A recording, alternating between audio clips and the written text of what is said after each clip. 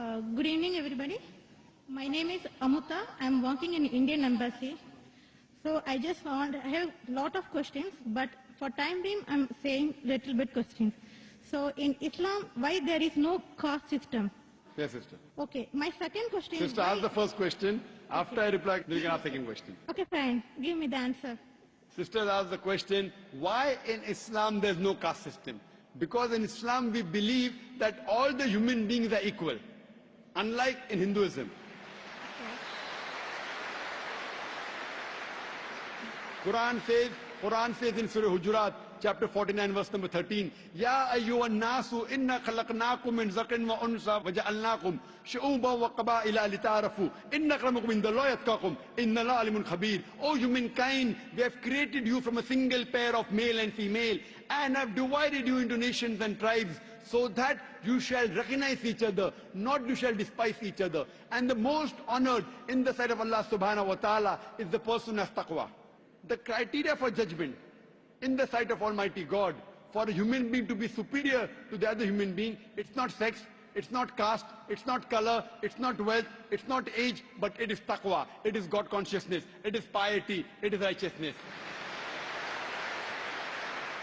The only way one human being can be superior to the other human being, it's not by wealth, it's not by age, it's not by sex, but it is by piety, it is by God consciousness, it's by righteousness. Unlike Hinduism, when we read the Vedas, it's mentioned that Almighty God, He created the Brahmin class, the learned class from the head. That's the first caste. Then He created the warrior class, the Kshatriyas, from the chest. Then from his stomach and thighs, He created the business community, the Vaishyas. And from the feet, He created the Shudras, that's the untouchables, that's the lower caste.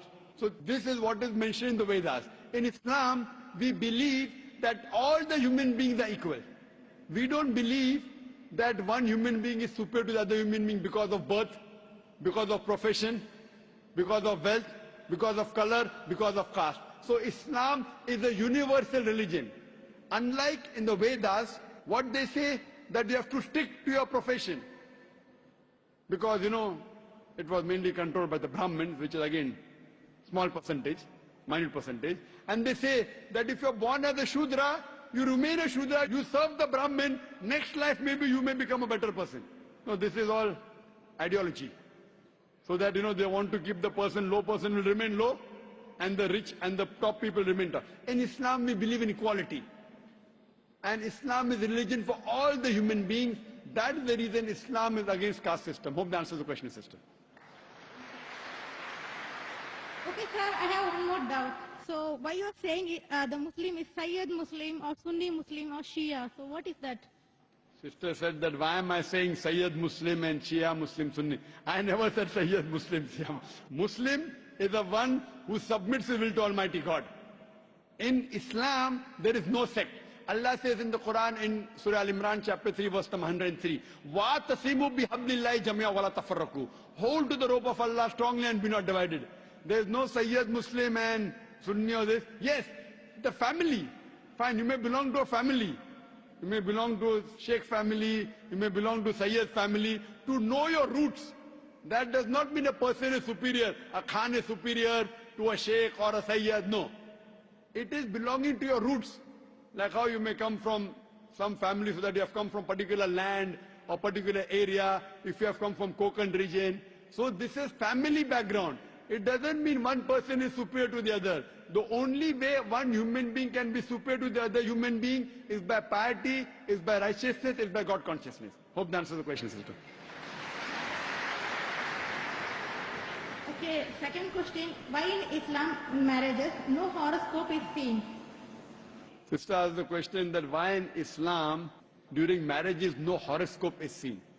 Because, sister, we don't believe in horoscope. Why there is no date of birth? Based on the date of birth, you are not seeing any horoscope? Yes, sister, I'll come to it. I will tell you what Hinduism says, because I studied Hinduism. In Hinduism, they believe in horoscope. Kundali. You know Kundali? Yeah, I know. It's called Kundali. Yes, you know, sister. When Kundali, you tell your date of birth, then they say that this sun was there, and this Shagun, and this Grahan came. This is a science. But this science is not established science. It's a hypothesis. It says that if you are born on this date, then this Grahan comes and this planet goes there and this. It is a science, but it's not an established science. It's not hard science like what we read in our college, biology, physiology, embryology. It is what they believe. It's an assumption. And then they talk about future. Everything what they mention in the Kundli does not come out to be true. We in Islam are against fortune telling. Quran says in Surah Ma'idah, chapter number 5, verse number 90, Ya alladhina amanu, innamal khamru wal maisuru. Oh, you believe, most certainly intoxicant and gambling, wal anzabu wal aslamu, dedication of stones, divination of arrows, rijsum min amali shaitan. These are Satan's handiwork. Fashtanibu lalakum tuflihun. Abstain from this handiwork that you may prosper. Quran says, this fortune telling, divination of arrows, they are Satan's handiwork. Abstain from it that you may prosper. So in Islam, we do not believe in this. You know, many a time, you go in a machine, you put your date of birth, then it comes out there. Something good is going to happen to you in the next 1 week. Even if 100 bad things happen, one good thing will surely happen. The next person goes, it comes horoscope, something bad is going to happen in the next 1 month. So these are statements that are made which are so ambiguous. And all this, you know, parrot goes and picks up a chit, and you come to know your kundali or what your future. So in Islam, we don't believe a parrot can pick up and tell you what is your future, or by reading the palm, or looking at the stars. Islam is against this. And many a time, you get fooled into believing that it is true. And there was a research done that once a psychologist, he was teaching a class of 100 students. And after 1 week, he said, now I have understood your background, everything. I will write about each individual person, about his past and everything. But don't open the chit until I tell you. So he wrote to all 100 students details about the past. Then he said, okay, now open the chits and give me gradation. How much am I accurate? Believe me, more than 95% of the students said the professor was more than 90% correct. The secret was the professor wrote the same thing for everyone. These are such ambiguous statements. What we have to realize, sister, Islam is against fortune telling, against knowing about the future.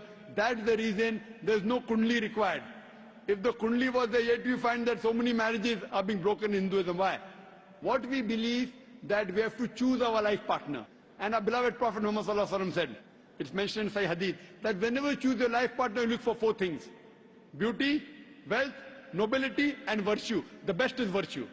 The best to choose from a life partner is a virtuous life partner, not kundali. Whether born in October, September doesn't make a difference. The virtue should match. That's the reason a woman in Islam, sister, is called as a muhsana. Muhsana in Arabic means a fortress against the devil. In other religions, including Hinduism, the woman is referred as an instrument of a devil. In Quran, the woman is referred as a muhsana. In Arabic, it means a fortress against the devil. So if you marry a virtuous woman, inshallah, she will prevent the husband from going in the wrong track. Hope that answers the question, sister. Okay, thank you. Yes, sir. I just want to take Shahada.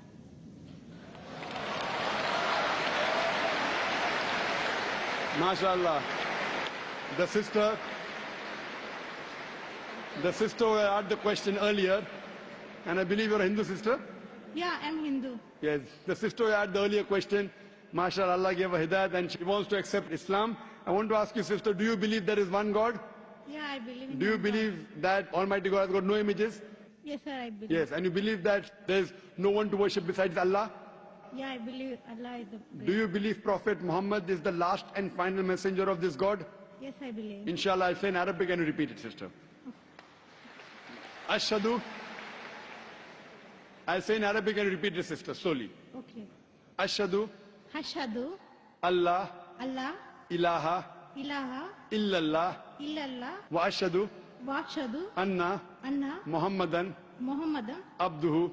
abdu, Wa rasuluhu. wa, Wa rasuluhu. wa rasulu. MashaAllah, sister.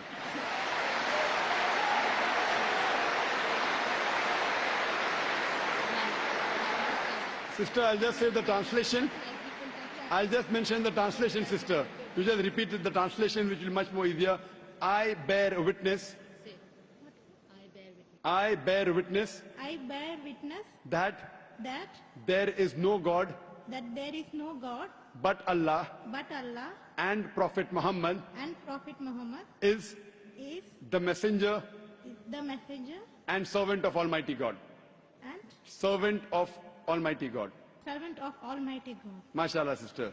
You are a Muslim. May Allah subhanahu reward you. And may Allah grant you Jannah. And sister, as I mentioned earlier, if you have any question, any queries, please don't feel shy. You can contact the local organizations here. If you have any questions, you can even send an email to our organization, islam@irf.net. We have a ladies wing which takes care of any questions, any queries, any problems you have. And sister, see to it that as you keep on learning whatever about Islam, slowly and steadily. Main thing is Iman, believing. The practice keeps on coming slowly and steadily. Whatever you learn, you can ask questions, you can keep on following, and slowly, inshallah, you can keep on following all the tenets of Islam. Thank you very much, sister. Sir, is there any organization which can teach me how to pray, how to do all the things? I'm sure there is an organization, Darul Bir.